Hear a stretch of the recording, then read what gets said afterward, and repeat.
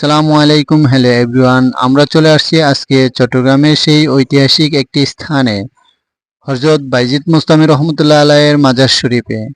বায়জিদ মুস্তামি রহমতুল্লাহ আলাইয়ের মাজার শরীফে যেই দিঘিটি রয়েছে, এই দিঘিতে অনেক বড় বড় কচ্ছপ বা কাছিম রয়েছে। প্রতিদিনই হাজার হাজার দর্শক এসে এই কচ্ছপ কাছিমগুলোকে খাবার খাওয়াচ্ছে, কিন্তু কোনো ধরনের কাউকে আক্রমণ করেছে এ ধরনের কথা আমি শুনিনি। কিন্তু এইখানকার স্থানীয় মানুষের মুখে আমি শুনেছি, এখানকার কচ্ছপগুলো যদি মৃত্যুবরণ করে বা মারা যায়, তাদেরকে মানুষের মতোই দাফন করা হয়। হাজার হাজার মানুষ প্রতিদিনই এই কচ্ছপগুলোকে তাদের মনের নিয়ত পূরণ করার জন্য খাবার খাওয়াচ্ছেন।